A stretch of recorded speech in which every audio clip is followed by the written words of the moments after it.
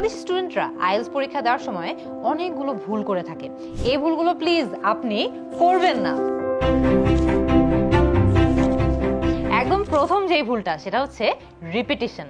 খেয়াল করেন একটা বাক্য, climate change is one of the biggest problems facing the world today. Grammatically সব ঠিকঠাক আছে। এরপরে আরেকটা সেন্টেন্স দেখেন, governments need to take immediate action to stop climate change. এই বাক্যটাও কিন্তু ঠিক আছে, কিন্তু পরপর দুটো বাক্যে ক্লাইমেট চেঞ্জ বলার কি দরকার ছিল আমাদের? দরকার ছিল না। ইজিলি আমরা চাইলে সেকেন্ড বাক্যটাতে ইট বলে দিতে পারতাম। Governments need to take immediate action to stop it, একটা প্রোনাউন ব্যবহার করে রিপিটেশন অ্যাভয়েড করতে পারতাম। চাইলে আমরা প্যারাফ্রেজ করেও কিন্তু রিপিটেশন অ্যাভয়েড করতে পারতাম। বলতে পারতাম governments need to take immediate action to stop global warming. অর্থ কিন্তু একদম সেম, আমরা জাস্ট দুটো ইন্টারেস্টিং ট্রিক ব্যবহার করে সেম অর্থ রেখে আমরা রিপিটেশনের ভুলটা অ্যাভয়েড করেছি। I drank a glass of water. দেখেন অনেক জায়গায় অনেক কিছু শুনবেন যে অমুক অ্যাকসেন্টে কথা বললে বেশি ভালো বা তমুক অ্যাকসেন্টে কথা বললে মনে হয় আইএলটিএস পরীক্ষায় বেশি মার্ক পাওয়া যায়। এই সকল ধারণা কিন্তু ভুল।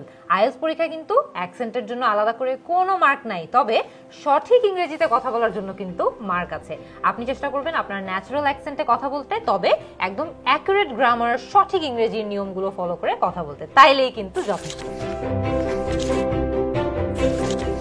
আরেকটা কমন মিস্টেক যেটা স্টুডেন্টরা করে সেটা হচ্ছে লিসনিং পরীক্ষায় প্যারাফ্রেজ করা নিয়ে বা সিনোনিম নিয়ে তারা অ্যাওয়্যার থাকে না বা সচেতন থাকে না। ধরেন আপনি প্রশ্নে দেখলেন ডিফিকাল্ট, এই শব্দটা দেখলেন, আপনি কি হুবহু লিসনিং অডিওতে আপনার মনে হয় যে ডিফিকাল্ট শব্দটাই আপনি শুনবেন? Not really. হয়তোবা আপনি শুনতে পারেন নট ইজি, যেটার অর্থ হচ্ছে ডিফিকাল্ট। আপনি হয়তোবা এটাও শুনতে পারেন টু হার্ড, এটার অর্থ হচ্ছে ডিফিকাল্ট। আমাদেরকে অনেক অ্যাওয়্যার থাকতে হবে, অনেক সাবধান থাকতে হবে যে আমরা অডিওতে যেই শব্দটা শুনছি আমরা প্রশ্নে হুবহু সেম শব্দ না পেতে পারি। ইনফ্যাক্ট সবচেয়ে বেশি চান্স হচ্ছে একই শব্দ পাবোই না, আমরা সেটার একটা সমার্থক শব্দ বা সিনোনিম পাবো।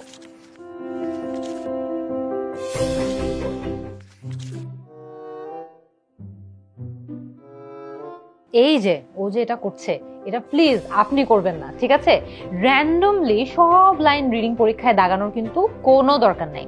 শুধুমাত্র গুরুত্বপূর্ণ যে কিওয়ার্ড গুলো আছে, শব্দগুলো আছে, ফ্রেজেস গুলো আছে, সেগুলো দাগালেই কিন্তু আপনি পরে প্রশ্নের সাথে মিলিয়ে সেই অ্যান্সার গুলো খুঁজে পাবেন অনেক সহজে। তো এইভাবে সব শব্দ যদি আপনি একদম মনের মাধুরী মিশিয়ে দাগাতে থাকেন, তাহলে কিন্তু প্রশ্নের সাথে মিলিয়ে গুরুত্বপূর্ণ উত্তরগুলো কখনোই সময় মতো খুঁজে পাওয়া সম্ভব হবে না। কি বুঝলা? আজই ভর্তি হয়ে যান আমার আইএলটিএস কোর্সে। ভর্তি হতে ভিজিট করুন কমেন্টে দেওয়া লিংকে বা কল করুন 16910 এই নম্বরে।